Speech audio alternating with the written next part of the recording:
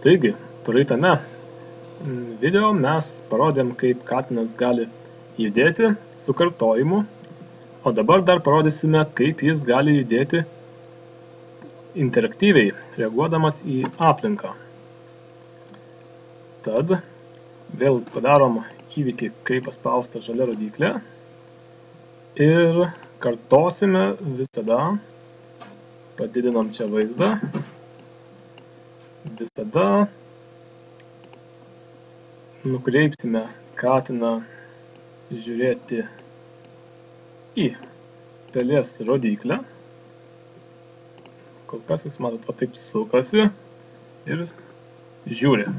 Bet, kad būtų smagiau, padarysime piešimą. Leisk pieštuko.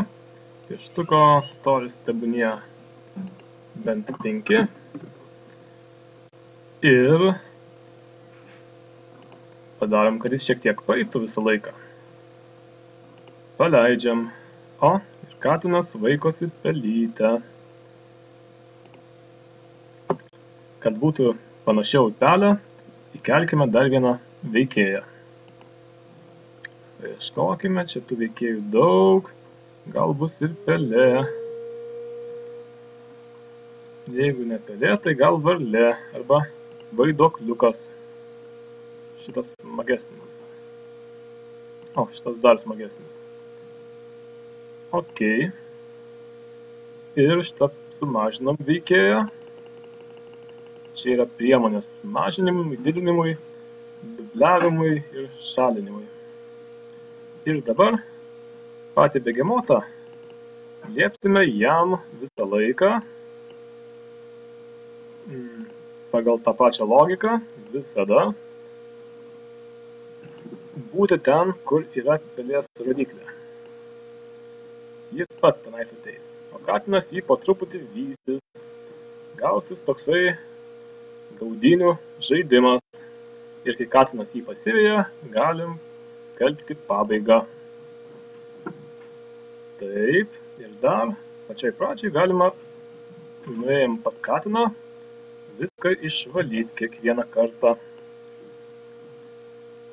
Ir prie aplinkos, taip, kai kažką palieti, reikia patikrinti, jeigu lieti, čia pas mus bus hipo, vadinasi, gerai.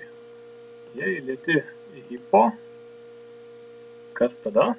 Tada skelbiama pabaiga. Galim pasakyti išvaizdą.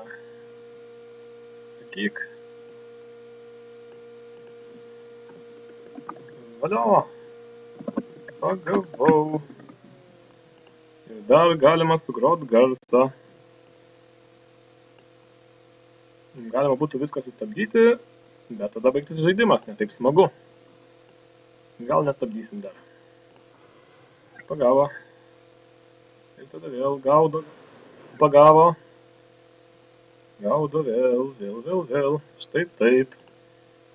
Kad smagesnis būtų pėdsakas, dar yra toks efektas, kad pieštuko spalvą pastoviai keičiam. Pieštuko spalvą pastoviai padidinam paėję. Žiūrėkit, kaip yra. O, tokia ale vaivorykštinė spalva. Nu, vis kažkas įdomesnio. Taip, darėm žaidimą, kuriame naudojame judėjimą, piešimą, įvykius ir veikimo logiką. Na, dar ir garsą pakeitėm. Trumpai tiek. Tamkart iki.